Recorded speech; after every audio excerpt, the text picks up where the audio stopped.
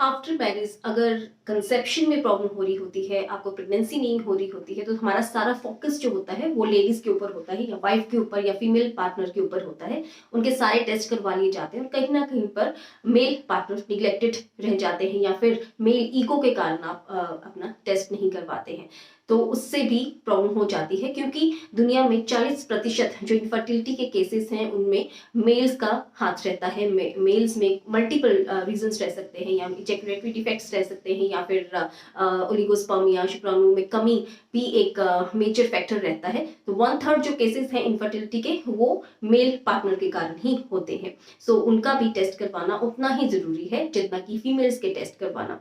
So today I am going to talk about oligospermia. Oligospermia is शुक्राणुओं में कमी। तो शुक्राणुओं में कमी की ट्रीटमेंट है या इलाज से पहले हमें ये जानना जरूरी होता है कि होती क्यों है, तो उसके कॉजेज जानना बहुत ज्यादा इंपॉर्टेंट रहता है। तो सबसे पहला जो कॉज होता है कि क्यों हो जाती है शुक्राणु में कमी, उसमें मेडिकल कॉजेज आ जाते हैं, जैसे कि अगर आपके वेरिकोज वेन्स है आपके स्क्रोटम में, तो वो एक मेजर फैक्टर रहता है, उसके कारण भी कमी होती है। या फिर आपके कोई इन्फेक्शन है, जैसे ऑर्चाइटिस है, टेस्टिस में कोई इन्फेक्शन है, उसके कारण भी प्रॉब्लम हो जाता है। या फिर आपके जो ट्यूब्स रहती हैं जो ट्रांसपोर्टेशन के लिए स्पर्म्स, वास्ट डिफरेंस, अगर उसमें कोई ब्लॉकेज है वो एक मेजर फैक्टर रहता है। या फिर आपका प्रोस्टेट ग्लैंड है वो इनलार्ज हो चुका है, उसमें कोई इन्फेक्शन है या ट्यूमर है, इवन सीए तक होते हैं, तो वो एक रीजन रहता है। तो या फिर अगर आपको कोई आप मेडिकेशन ले रहे हैं, जैसे बीपी के आप मेडिकेशन ले रहे हैं, तो उससे भी प्रॉब्लम हो जाती है। आपको सीलिएक डिजीज है, उसके कारण प्रॉब्लम हो जाती है। तो काफी ऐसे फैक्टर्स रहते हैं जो कि इफेक्ट करते हैं। Secondly lifestyle factors are also there, जैसे कि अगर आप स्ट्रेस बहुत ज़्यादा लेते हैं, तो स्ट्रेस अगर आप ज़्यादा लेते हैं तो आपके हार्मोन्स डिस्टर्ब हो जाते हैं। हार्मोन जैसे आपका हायर सेंटर में हार्मोन्स होते हैं, जैसे एलएच या एफएसएच, ब्रेन हमारा हाइपोथैलेमस या पिट्यूटरी ग्लैंड हमारी रिलीज करती है एलएच या एफएसएच, तो वो डिस्टर्ब रहेगा। वो डिस्टर्ब रहेगा तो स्पर्मेटोजेनेसिस नहीं होगा, स्पर्म्स की प्रोडक्शन नहीं होगी।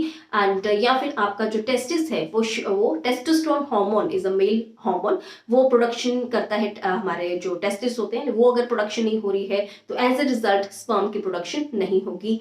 और या फिर आपको ओबेसिटी है, आपका वेट बहुत ज़्यादा है, तो वो भी इफेक्ट करता है। और लाइफस्टाइल में अगर आप सबसे मेजर एक हीट का इफेक्ट ज़्यादा रहता है, कि अगर हमारे जो मेल्स में जो टेस्टिस होते हैं या स्क्रोटम होता है वो बाहर होता है, आपकी बॉडी से बाहर होता है, क्योंकि हमारे स्पर्म की प्रोडक्शन के लिए हमेशा 2 डिग्री टेम्परेचर कम चाहिए होता है, तो इसलिए वो बॉडी से ऑर्गन बाहर रहता है। तो हम आजकल हीट, क्योंकि हर जगह पोल्यूशन इतना है तो हीट ज़्यादा है, अब हम टाइट क्लोथिंग डालते हैं, जीन्स या टाइट अंडरवियर, उसके कारण भी स्पर्म्स की प्रोडक्शन में प्रॉब्लम आती है, शुक्राणु की कमी होती है। या फिर एक बहुत ही मेजर कारण लैपटॉप्स हम लैप में रख के गोद में रखकर जब चलाते हैं तो उसमें भी हीट का प्रोडक्शन होता है, और एज ए रिजल्ट शुक्राणु या स्पर्म्स डेड होना स्टार्ट हो जाते हैं। और एक और जिसके ऊपर रिसर्च भी चल रहा है कि मोबाइल फोन्स हम पॉकेट में डालते हैं या जेंट्स पॉकेट में डालते हैं, तो उसमें भी जो रेज निकलती है वो भी माना जा रहा है कि उसके कारण भी शुक्राणुओं में कमी आना स्टार्ट हुआ है।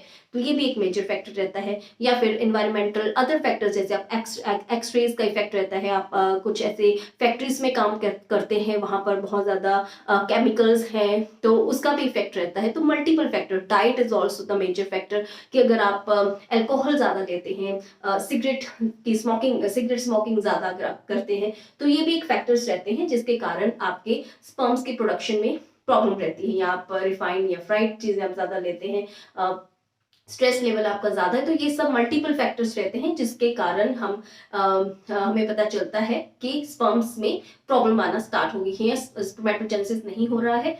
तो कैसे डायग्नोसिस के लिए हमारे पास टेस्ट, जो एक बहुत ही कॉमन साधारण टेस्ट रहता है, कोई ज़्यादा कॉस्टली भी नहीं है, that is the semen analysis. Semen की क्वालिटी मिनिमम जो क्वांटिटी है वो 2 ml ली जाती है, ठीक है।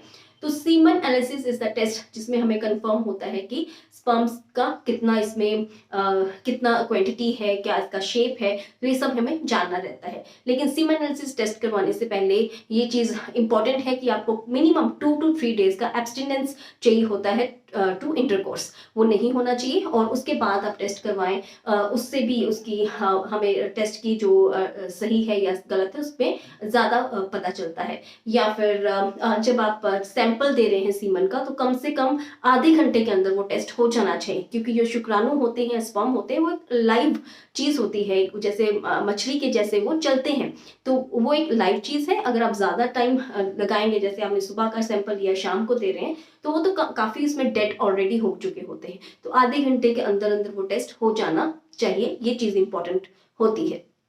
एंड सेकेंडली, अगर सीमन एनालिसिस आपने करवाया है तो उसमें हमें देखना होता है कितने स्पर्म्स हैं, तो कम से कम 15 मिलियन स्पर्म होने उसमें जरूरी होते हैं। अगर उससे कम है तो हम उसे मानते हैं कि शुक्राणु की कमी है और उसके कारण प्रेगनेंसी नहीं हो रही है, जिसे ओलिगोस्पर्मियम कहते हैं।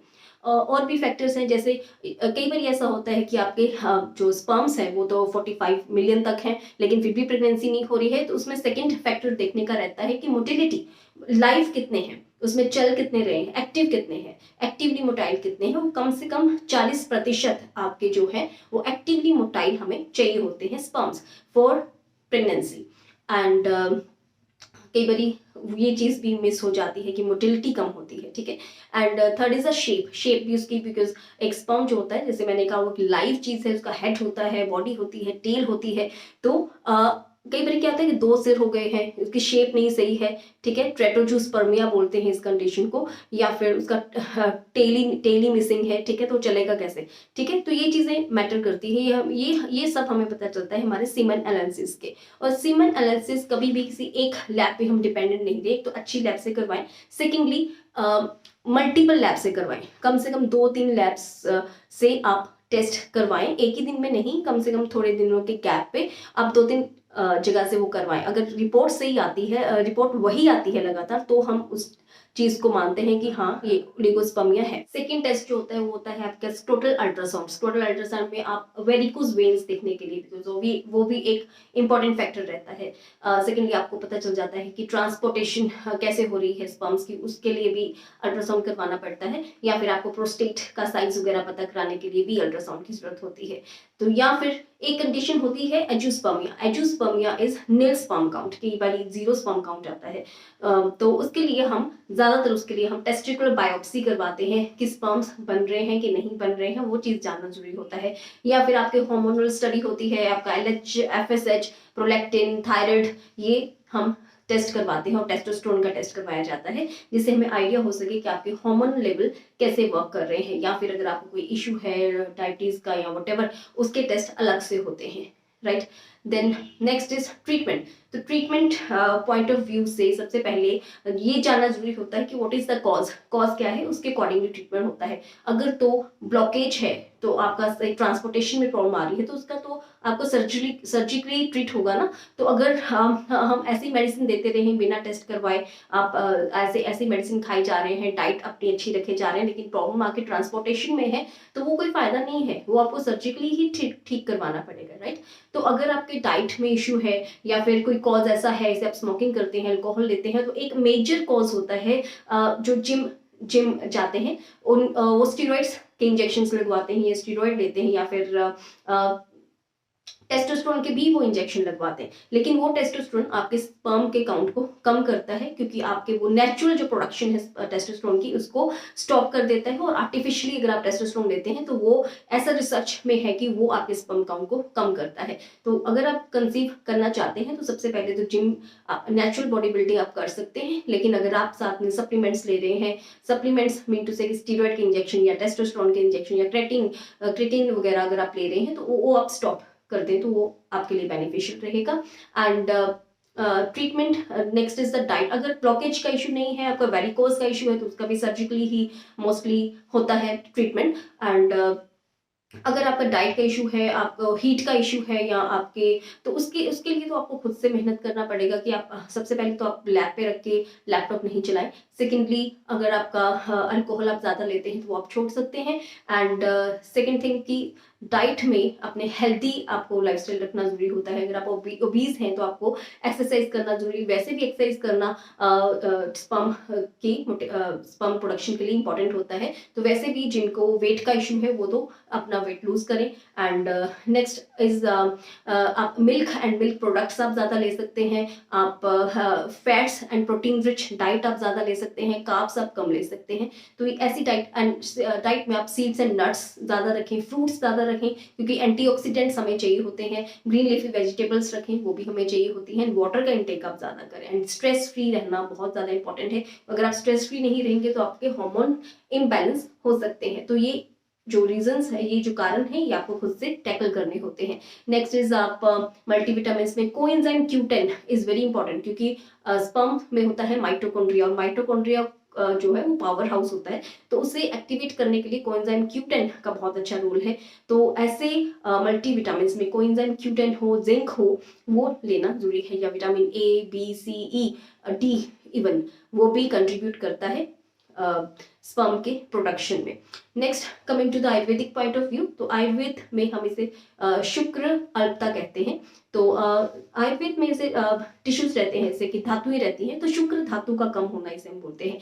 तो धातुएं होती हैं 7 आयुर्वेद में, रस, रक्त, मांस, मेद, अस्थि, मज्जा, शुक्र। तो शुक्र लास्ट धातु होती है और आयुर्वेद ऐसा मानता है कि आपका जो पहला धातु है, जैसे रस है, वो आगे रक्त को बनाता है, मीन्स ब्लड को बनाता है, फिर आगे मसल बनता है। तो इन द लास्ट आपके बनता है शुक्र। तो डेफिनेटली अगर आपकी पूरी बॉडी फिट है तो ही लास्ट में आपका स्पर्म अच्छा बनेगा। और कैसे फिट होगी? अगर आपके डाइजेस्टिव फायर ठीक है, अगर आपकी अग्नि जो है वो प्रज्वलित है, मंदाग्नि नहीं है, मीन टू से कि आपका डाइजेशन अच्छे से हो रहा, कुछ भी खाते हैं, अच्छा खाते हैं और आपका डाइजेशन प्रॉपर होता है, तो उससे आपके सभी टिश्यूज अच्छे बनते हैं। तो सबसे पहले हेल्दी खाना बहुत ज़्यादा इंपॉर्टेंट है, योगा एंड एक्सरसाइज करना बहुत ज़्यादा इंपॉर्टेंट है, मेडिटेट करना इंपॉर्टेंट है। एंड आयुर्वेद में अगर फिर भी कोई इशू रहता है तो बहुत सारी ऐसी मेडिकेशंस आती हैं, जैसे अश्वगंधा, शिलाजीत, मूसली पाक, क्रोच पाक, त्रिवंग भस्म, शुक्र मातृका वटी, कामनी वृंदावन रस, बसंत कुसुमाकर रस, ऐसे बहुत सारी मेडिकेशंस हैं। स्वर्ण भस्म जो कि 100% हमें रिजल्ट मिलता है स्पर्म्स जिनमें ओलिगोस्पर्मिया की प्रॉब्लम रहती है या स्पर्म्स जिनमें काउंट कम रहता है, उसमें आयुर्वेदिक मेडिसिन का काफी अच्छा रोल होता है। तो if you are suffering from oligospermia या स्पर्म्स के आपके कम आते हैं counts, so with Ayurvedic medication, diet and exercise can give you the 100% results. So thank you so much.